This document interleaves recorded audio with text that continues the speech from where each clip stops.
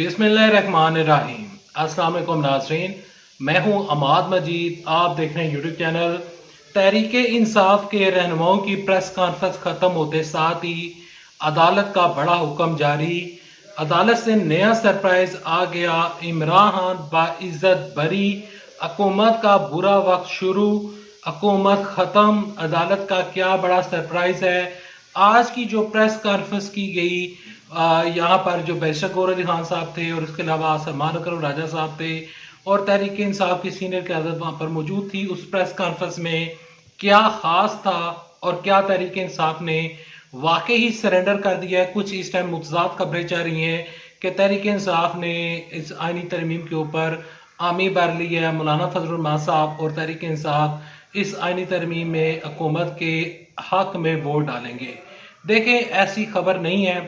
तहरीक इंसाफ ये कह रही है, बैरिस्टर गौहर अली खान साहब ने कहा है कि आईनी तरमीम के मामले पर मजीद मुशावरत हो रही है, लेकिन जिस तरीके से ये हुकूमत आईनी तरमीम पास करवाना चाहती है, हमें उस तरीके के ऊपर एतराज़ है। मजीद बैरिस्टर गौहर अली खान साहब ने कहा कि हमारी इमरान साहब से मुलाकात हुई, उनकी तबीयत तो ठीक है, लेकिन जेल में उनके साथ नाइंसाफियाँ हो रही हैं।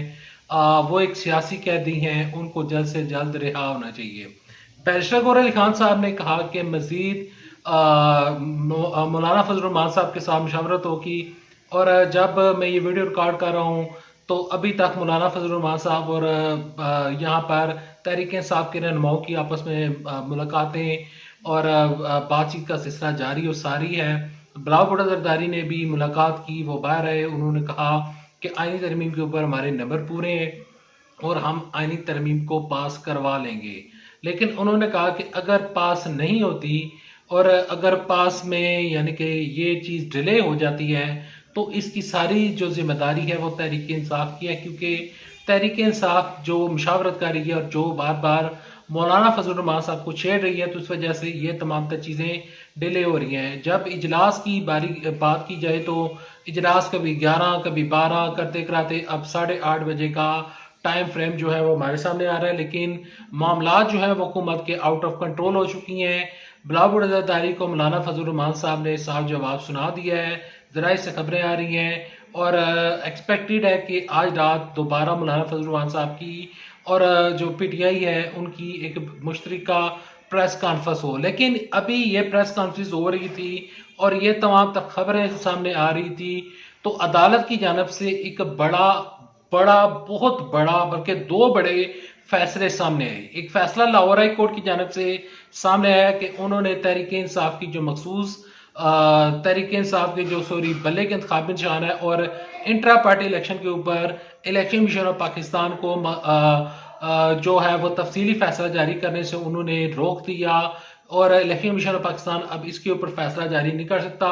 सुप्रीम कोर्ट के हुक्म के बाद इलेक्शन कमीशन ऑफ पाकिस्तान जो है वो तहरीक इंसाफ की नशिस्तें हुकूमत को नहीं दे सकता।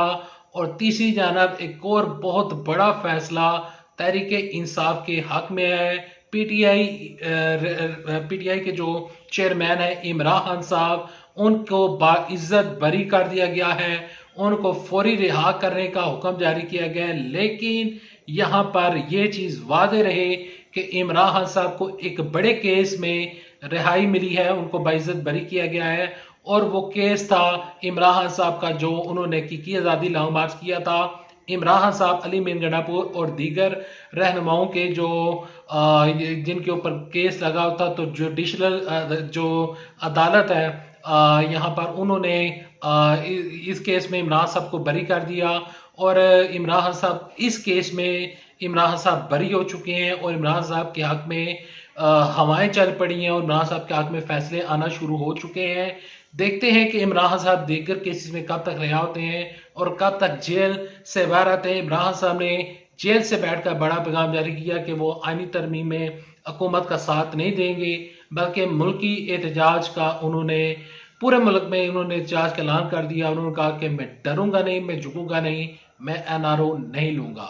Well, thanks for watching this video. For more videos and news update, don't forget to subscribe channel.